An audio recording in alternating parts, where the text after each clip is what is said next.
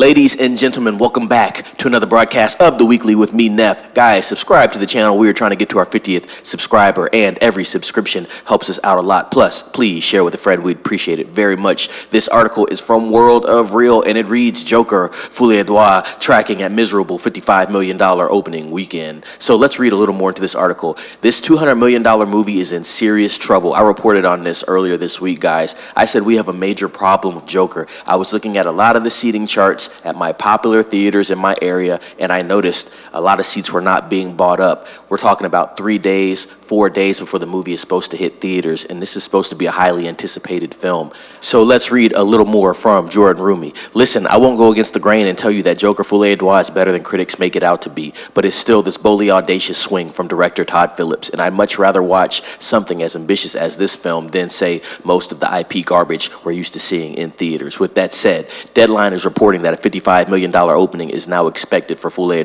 If this number sticks come this weekend, then it would be around $40 million less than the Joker's opening of $96 million in 2019, a major disappointment for Warner Brothers. Deadline goes on to imply that this $55 million figure might actually be too generous, since the film's pre-sales currently well behind those of the Marvels and The Flash indicate a below $50 million opening for the weekend. One look at various seating charts and you notice that there are plenty of tickets available for Folie in August, right before its Venice premiere. Joker Folie was tracking for a $100 million opening. Some were even making it go as high as 120 and 140 million. But these days, reviews matter, especially for a bold swing as such as this one. And the film's Venice reception was just too toxic. The more recent trend of major studios premiering pricey blockbusters at high-brow festivals such as Cannes and Venice might be coming to an end. Hollywood has been burned too many times these last few years. Think Elemental, Indiana Jones and the Dial of Destiny, Horizon, and now Joker 2. Folie is now 3 days away from release, and the buzz has more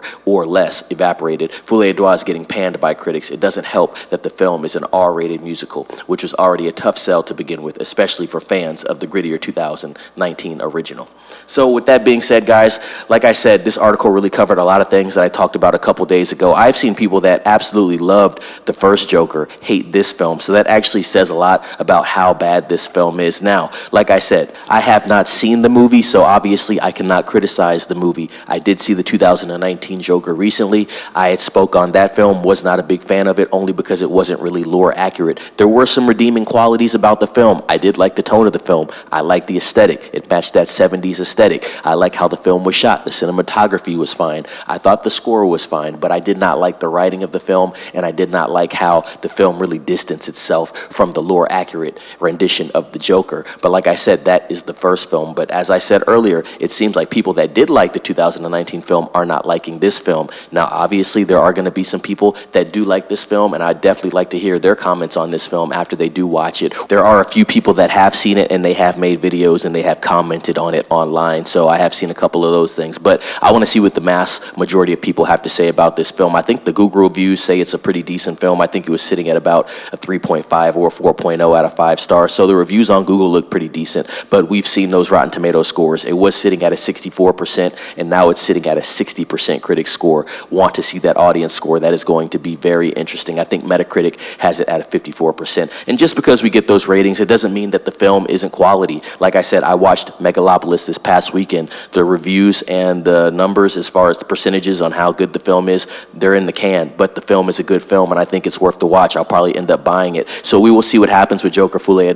Like I said, this film, I don't think is going to perform as well as the first film did. At the beginning of the year, I thought this film probably could do just as much money at the box office as the first film did. I was thinking about $800 to $900 million, but with these reviews, it just seems like it killed a lot of the momentum, and it's really interesting to see how the hype died for this film about a month in before the film actually got released. Very, very interesting overall. Anyway, with that being said, let me know down in the comments, are you going to watch Joker 2 in theaters this weekend? It's going to be releasing tomorrow night, so let me know if you're going to be watching that film, and let me know what you think about it after you do watch it. Come back to this video and let us know. I definitely want to hear about it. Hey, I might stream it, might not, but I know I'm not going to be watching it in theaters, so I'll let you guys watch that and let me know how it is. Like, subscribe, share with a friend, and as always, be safe.